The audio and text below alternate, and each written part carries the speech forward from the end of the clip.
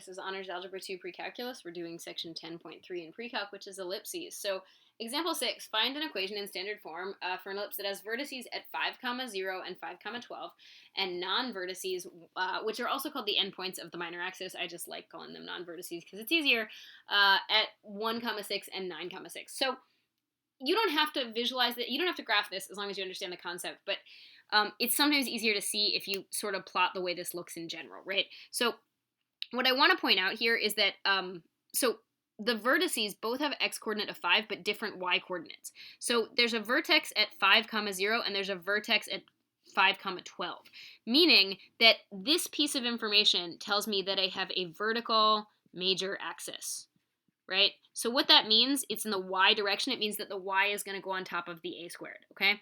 The other piece of information it tells me is that to go from 5, 0 to 5, 12 is a total of 12 units, right? Which means 12 has to be 2 times a, so a must be 6, right? So I know that there's a vertical major axis. I can see from this that a has to be 6, right?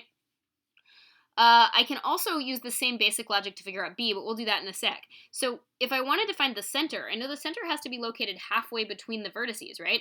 So essentially, it's going to be at 5, 6, because I was at 5, 0, I go to 5, 12, halfway between those. So my center is going to be at 5, 6, right? Now the other way to do that, if you need a mathier way to do this, it's the midpoint between the vertices. So if you want a midpoint of 2 points, like 5, 0 and 5, 12, the way you find it is you average the x's and you average the y's. And what's going to happen is you're going to get 10 divided by 2, which is 5, and you're going to get 12 divided by, sorry, that's a 2, which is 6. And so there, sure enough, my center is 5, 6. So just from that first line of information, I've got 3 very important pieces of information.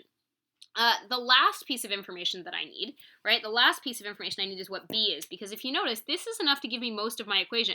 I know from the vertical major axis that I should have y minus k quantity squared over a squared plus x minus h quantity squared over b squared equals 1. Well, I know a, I know that, and I know the center, so the only thing left that I'm missing is b, right? So in order to find b, the easiest way to find it is to just recognize that my non-vertices are 8 units apart. I can see that they're 8 units apart because they both have a y-coordinate of 6. The x-coordinates are 1 and 9. So I say, oh look, the length of the minor axis must be that 9 minus 1, right? So 2b is 8. B must be a 4. Well, once I know that information, I can go ahead and write my answer. So be careful. Again, people accidentally put the h here a lot because they're used to this being the first number and this being the second. That's not how it works, right? The k always goes with the y. So I'm going to get y minus 6 quantity squared over a squared, which would be a 36, plus x minus 5 quantity squared over b squared, which would be a 16, equals a 1.